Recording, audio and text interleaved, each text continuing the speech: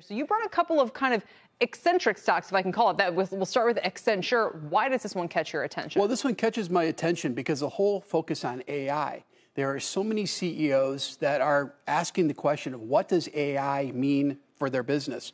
And when I look at a big chart like Accenture in here, I see this huge base that's been forming in here. I see something that almost looks like a cup and handle on a technical basis forming, and this really sets itself for upside. We can see upside in the stock close to about 379. So again, nice upside from where we are here. And again, kind of a stealthy way to think about AI. That's fast, basically a consulting play for companies trying to figure this out. All right, let's move on to Baker Hughes then. Totally different company, totally different market segment, unless there's an AI angle here. No AI angle here, but a lot of things in energy have been moving lately, and I'm getting a lot of questions from clients about what we should be doing with energy. I'm not convinced that the energy stocks are really ready to work.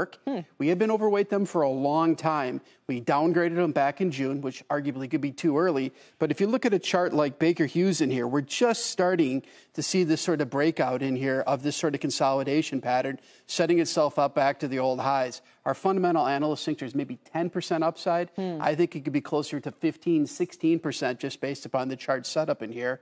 But again, an interesting way if you want energy exposure. Keep in mind, energy is only 5% of the overall market. Sure, and your caution strikes me. I mean, you could easily jump on this bandwagon, but you're not quite doing that. I'm not quite doing that because as I look at a lot of charts every single week, I see a lot of charts that are just consolidating in the energy patch. I see oil breaking out. I think it probably gets stuck in a range between $90 to $95.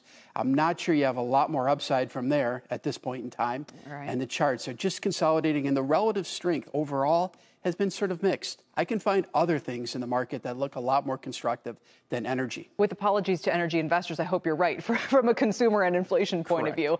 That brings us to Fluor. Not one we often talk about either, but it's up about 40% in the past year. What do you see here? So we had a kind of an interesting correction back. We had an interesting correction right here in Fluor.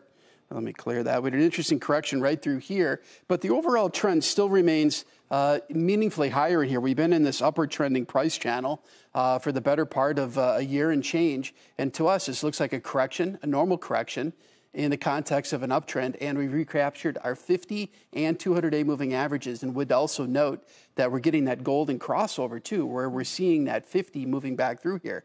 Keep in mind that there's a lot of projects that are still getting finished from post-COVID and everything else. Fluor should benefit from the engineering side of it and also reshoring projects happening with manufacturing coming back to the United States. Fluor can certainly do well. Engineers, consultants, it's a bull market. It's a bull market. For them. Craig, thank you so much for your time today. We really appreciate it. Thank you. Craig Johnson, Piper Sandler.